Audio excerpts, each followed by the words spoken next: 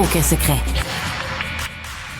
Alexandre Dubé. Après bien des rumeurs, c'est à 11 heures aujourd'hui que la première ministre Christine Fréchette va confirmer qu'elle se lance, non pas dans Sanguinet, mais bien dans Trois-Rivières, lors de la prochaine campagne électorale. Marc-André Leclerc est analyste politique. Salut Marc-André.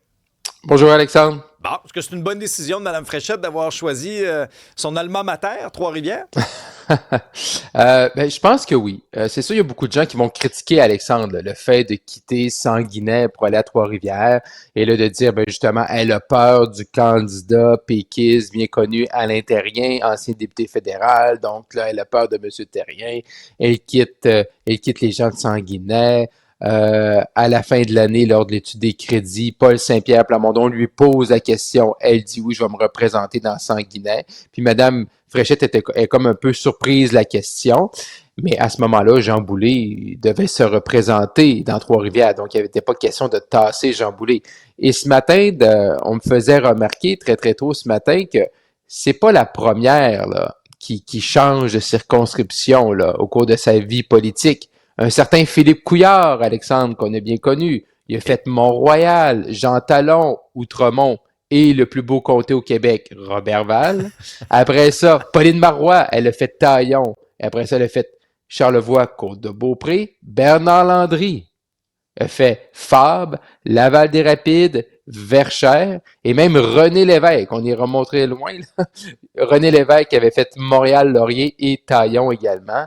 Donc, bon, est-ce que ils n'ont pas tous fait ces changements-là de circonscription dans les mêmes circonstances, mais pour un député, et là, c'est des députés qui ont été également premiers ministres à un certain moment, c'est pas la première fois, là.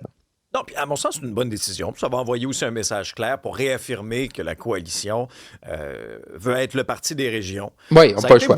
Non, mais c'est ça. Ça a été beaucoup un terrain grignoté là, par le Parti québécois.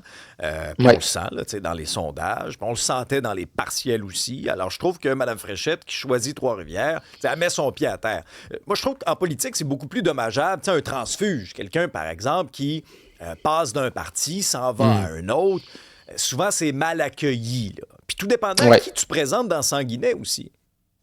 Oui, et là, c'est ça. Et là, c'est là la question. Parce que présentement, aujourd'hui, à 11 heures, Alexandre, ça se passe du côté de Trois-Rivières. Demain, les premières candidatures dans la grande région de Québec, là, qui est vraiment, là, normalement, la base, les assises de la coalition Avenir Québec. Donc, demain, 9h30, du côté... Là, on va nommer 2 candidatures. La Pelletrie, le comté actuellement d'Éric Kerr, qui ne se représente pas.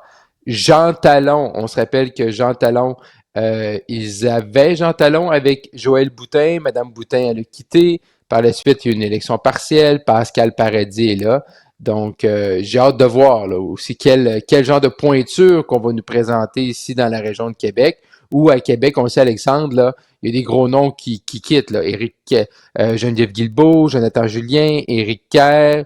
Par la suite, des députés qui n'ont pas été ministres, mais quand même qui sont ici de la région depuis 8 ans. Mario Asselin, Sylvain Lévesque. Donc, il ne reste plus. C'est assez... disons qu'ils ont beaucoup de travail de recrutement à faire. Là. Oui, puis la pente va être raide dans la région de Québec. Parce qu'ils vont, tu sais, je veux dire, ils traînent un passif épouvantable dans la région de Québec. Ouais. Puis on le voit là, dans les sondages, les conservateurs de Duhem ont le vent. Mais ils ont repris d'Alexandre à Québec. Ouais, c'est un peu des fois surprenant là, quand on voit l'historique par rapport aux différents dossiers de la région. C'est jouable. Mais ça va être Mais c'est une région qui va être très compétitive là, avec Éric Duhem qui place présentement ses candidats, Marcel Bouchard qu'on disait dans Portneuf qui devrait avoir une bonne chance de remporter. Donc ça va être assez compétitif. Là. Pendant ce temps-là, qu'est-ce qui se passe au Parti libéral du Québec? Là, il y a un problème. Tu te souviendras, là, ben oui, c'est ça. Là, René Verret, l'avocat, qui, lui, il avait annoncé qu'il se présentait. Finalement, il change d'idée. Là, c'est le maire de La Chute qui se désiste. As-tu eu des échos? Ben là, c'est ça. Là, mais quand le maire de La Chute, là, M. Bigra-Denis s'est présenté, là, pour les libéraux, là, c'était une grosse candidature. Là. Moi, on me parlait en coulisses, on me disait Marc-André, c'est vraiment une grosse candidature. On a au fond des espoirs. Là. Les libéraux, là, S'ils veulent augmenter leur nombre d'appuis, là, le nombre de députés, Alexandre, ça passe par l'Outaouais. De conserver ce qu'ils ont dans la grande région de Montréal. Ils ont déjà Pontiac avec André Fortin. Tu dois remporter. Donc, c'est pour ça que le comté d'Argenteuil est important pour eux. Et là, ils vont chercher le maire de la Chute. Donc, c'était une grosse prise. Et là, une semaine plus tard, il nous dit, je m'en vais parce que là, il y a des gens qui m'ont encouragé à y aller, puis il y a des gens qui m'ont dit, ben là, on va perdre notre maire, fait que reste donc comme maire. Bon. Moi, je vais te dire, Alexandre, pour avoir travaillé sur 3 campagnes nationales, j'ai déjà fait des petits mauvais coups. Mettons que, bon, j'ai fait ça. Je vais donner un exemple sans donner de nom, mais mettons, tu sais, que je commence à entendre là, que mes adversaires veulent recruter l'excellent Alexandre Dubé. Ben oui. Fait que là, qu'est-ce que je dis? Ben là, je prends des gens dans ta circonscription, Alexandre, puis je dis, allez donc voir M. Dubé, puis dites-lui donc, ce serait donc triste qu'on le perde à la radio le matin. Fait que là, pendant qu'il était en train de te faire courtiser par une formation politique X, Y, Z, ben là, tu as des gens, des voisins, des amis, des collègues qui te disent, mon Dieu, Alexandre, faut que tu restes avec nous. On a besoin de ta voix le matin, tu nous réveilles si doucement. Ben, là, je dis pas que c'est ça. J'ai aucune information qui me dit que c'est ça, mais les gens qui vont te voir puis qui te disent, hey, Alexandre, reste où tu es. Surtout ne va pas en politique. Est-ce que ces gens-là voulaient vraiment que M. Bigra, peut-être qu'ils sont contents qu'il soit maire, mais peut-être aussi qu'ils sont bien contents qu'ils ne se présentent pas avec les libéraux. Là. Mais ça, je comprends, mais en bout de ligne, c'est pas le genre de réflexion qu'il faut que tu aies avant. Parce qu'une fois que tu annonces, ta candidature, t'as sauté dans la piscine, là.